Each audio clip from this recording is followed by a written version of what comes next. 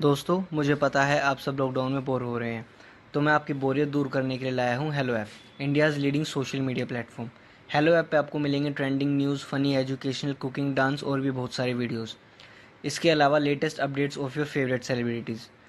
तो देर किस बात की है, अभी डाउनलोड करो हेलो ऐप और करें अपनी बोरियत का खात्मा।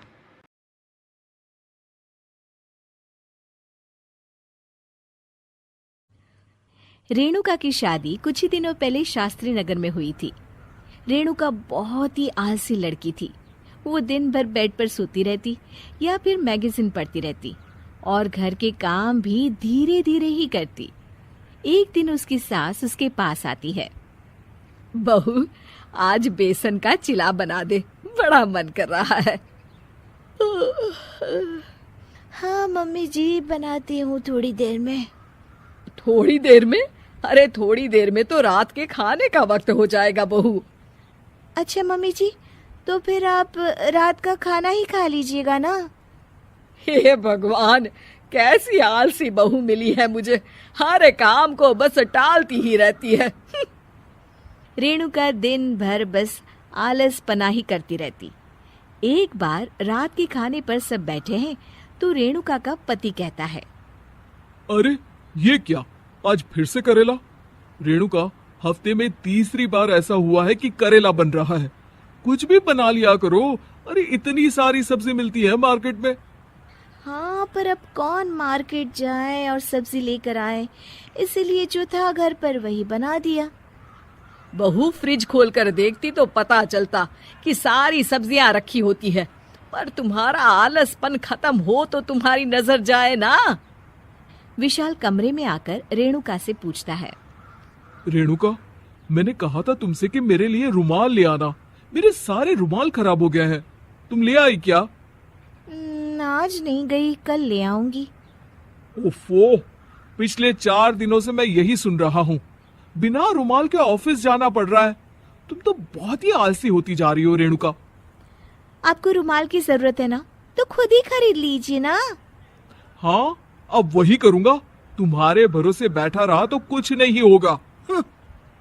एक दिन दरवाजे पर बेल बज रही होती है और रेणुका सोफे पर बैठी होती है, पर आलस में दरवाजा खोलती ही नहीं। अरे बहू, कितनी देर से बेल बज रही है? क्या कानों में रुई डालकर बैठी हो जो सुनाई नहीं दे रही बेल? मम्मी जी, अब आप आ ही गई हैं तो आप ही खोल दीजिए ना दरवाजा। क्यों मुझे ताना मारकर और देर कर रही हैं? अरे वाह, उल्टा चोर को तवाल को डांटे।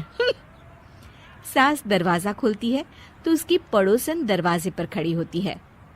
दरवाजा खोलने में इतनी देर क्यों हो गई? सब सो गए थे क्या? और ये भी कोई वक्त है क्या सोने का? हाँ? अरे नहीं नहीं, ऐसी कोई बात नहीं है। आइए आइए, आप लोग अंदर आइए। ओफो, इन सबको भी अभी आना था। अब मम्मी जी लगा देंगी मेरी ड्यूटी किचन में। बहू पकोड़े तल दे, बहू चाय बना दे। अरे बहू, सो गई क्या? कब से आवाज दे रही हूँ। जा चाय बना कर लिया। हाँ मम्मी जी, अभी जाती हूँ थोड़ी देर में। सास रेणुका को आंख दिखाती है। मतलब थोड़ी ही देर लगेगी चाय बनाने में, अभी ले आती हूँ, बस झटपट। रेणुका रसोई में जाती है और इसी आलसीपन में वो चीनी की जगह नमक डाल देती है। जैसे ही सब चाय का घूंट भरते हैं, चाय थूक देते हैं। थू थू थू थू, ये कैसी चाय बनाई है तूने रेणुका? इसमें तो सारा नमक भरा है। हाँ, और ये पकोड़े, इसमें इतनी मिर्च है कि मेरी तो हालत ही खराब हो गई खाकर। और रेणु जी, आपकी खातिरदारी में पहले तो कभी कोई कमी नहीं रहती थी, पर जब से आपकी ये बहू आई है ना, मामला कुछ गड़बड़ा सा गया है। हाँ हाँ, जहाँ आप इतनी एक्टिव हैं, वहीं आपकी बहू एकदम आलसी, एकदम राम मिलाई जोड़ी लगती है।